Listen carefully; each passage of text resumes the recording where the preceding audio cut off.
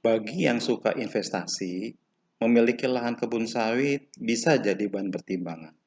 Selain dapat keuntungan dari panen buahnya, kita juga bisa dapat keuntungan dari harga tanah yang terus meningkat, dan juga ada hal lain. Memiliki kebun juga bisa bikin kita punya, katakanlah, semacam hutan sendiri. Dan itu jadi tujuan piknik kalau kita dan keluarga mau nyantai, mencari kesejukan, mencari dinginnya semilir udara yang menyentuh raga. Asik. Itulah uniknya investasi dengan memiliki kebun sawit atau kebun apapun saya kira. Dari pengalaman pribadi memiliki, mengurus kebun 10 tahunan, saya juga bisa buktiin bahwa gak perlu tuh tinggalin kantor dan bisnis ini bisa jadi passive income atau bahkan dana pensiun yang sifatnya pribadi. Dari pengalaman pribadi mengelola kebun sawit sebagai orang kantoran, saya kira ada 3 trik yang paling penting untuk mencapai keberhasilan. Mau tahu? Kita simak di footage berikutnya ya.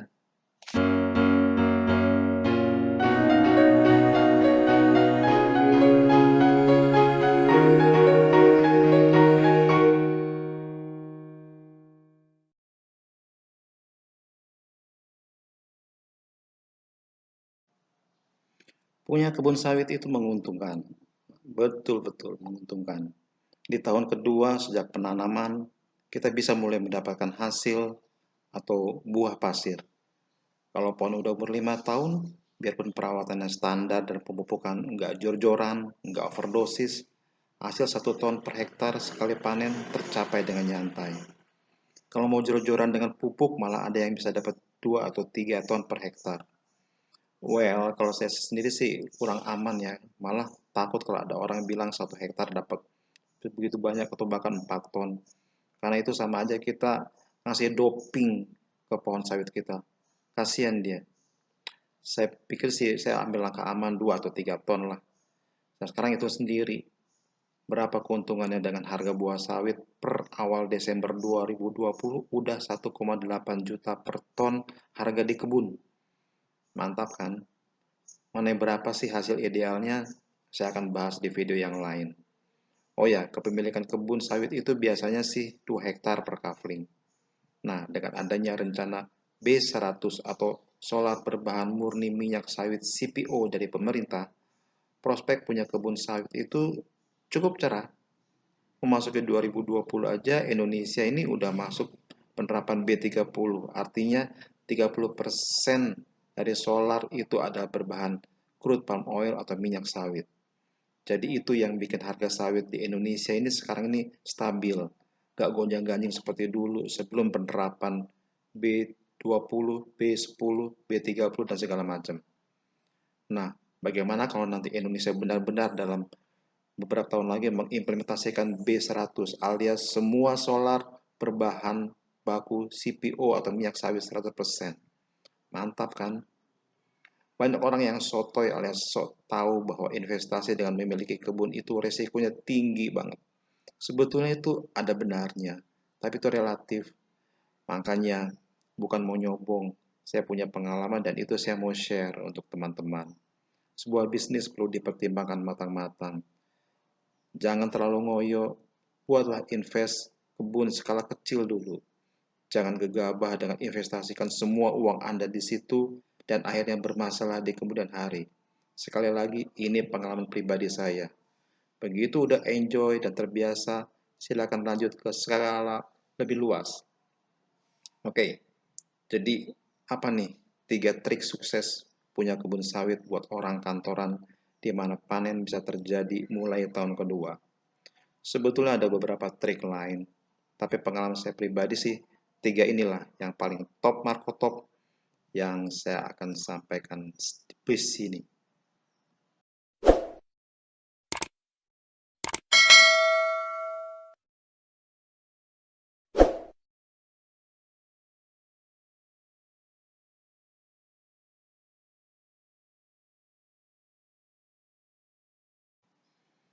Langkah pertama ialah melakukan peninjauan secara fisik lokasi lahan yang akan dipergunakan. Lahan yang akan ditanami sawit itu atau pohon apapun tergantung minatnya kita ya, harus ditinjau oleh kita secara langsung. Jangan cuma lihat dari jauh. Jangan cuma apa kata orang. Jangan cuma lihat dari drone. Apalagi cuma lihat gambar di Google Maps. Jangan cuma sekedar percaya apa kata si penjual tanah. Kita harus melakukan peninjauan secara fisik. Kalau pengalaman pribadi, saya juga melakukan peninjauan ke lokasi lahan yang waktu itu ada di Kecamatan Bayolincir, Kabupaten Musi Banyu Asin, Provinsi Sumatera Selatan, sekitar awal tahun 2009. Itu luasnya beberapa hektar. Di sana saya lihat lokasi, saya lihat kesuburan tanahnya, saya lihat ketersediaan air, kebun-kebun di sekitarnya. Oh, ternyata ada kebun juga.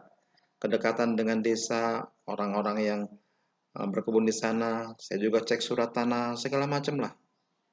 Saya datang ke lokasi bersama si penjual dan orang yang saya percaya yang nantinya akan membantu dalam pengelolaan kebun. Dan dari peninjauan itulah saya baru mengambil keputusan bahwa saya akan membeli tanah tersebut.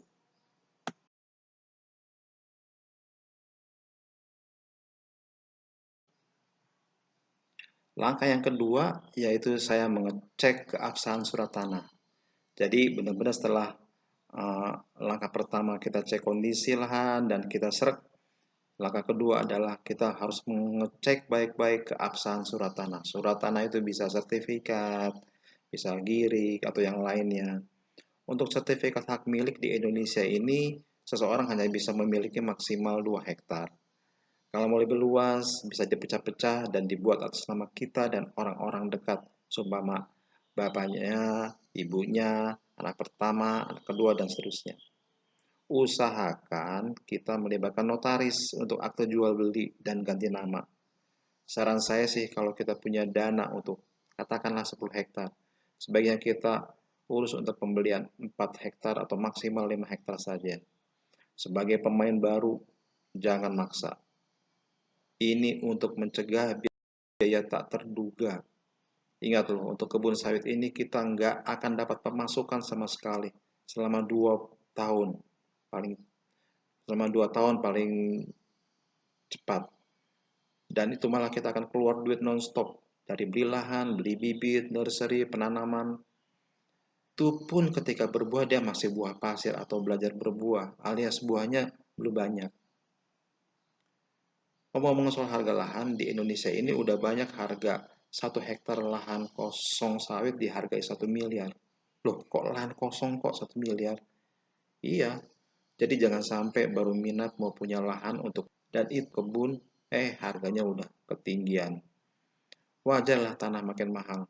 Dengan umur tanam sawit yang 25 tahun, saat sawit itu mati, harga udah naik berkali lipat. Kalau nanti daerahnya makin berkembang, kita bisa jual per 100 meter persegi, harga 10 juta perak aja. Itu udah tercapai tuh, 1 M 1 hektar. Ini udah terjadi.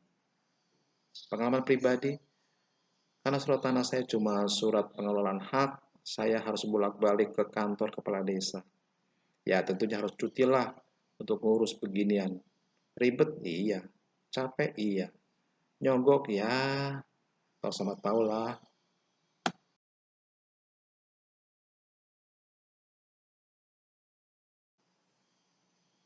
Ketiga, tempatkan orang yang bisa dipercaya yang akan mengelola kebun. Bagi orang kantoran, penunjukan orang yang tepat ini krusial banget.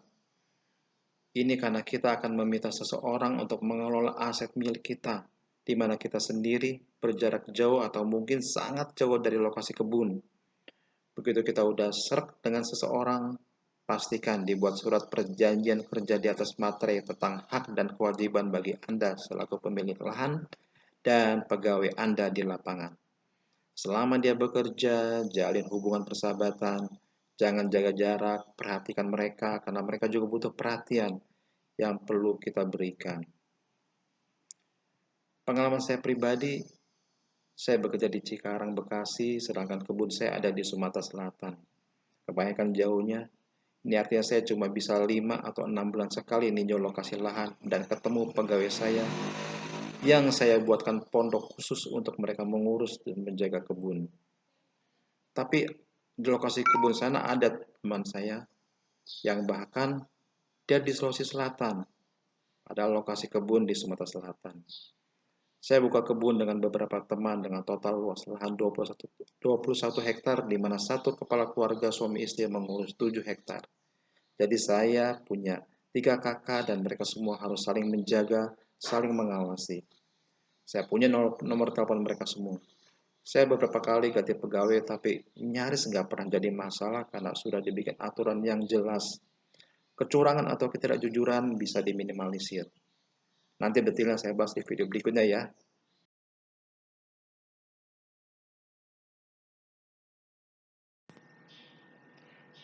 Oke, jadi itulah 3 trik mantap bagaimana caranya untuk berhasil memiliki kebun sawit dan sukses walaupun kita masih bekerja. Kalau ada komen silahkan tanggapi di bawah. Kalau mau like, mau subscribe, alhamdulillah. Saya tunggu tanggapan Anda. Salam agrobisnis.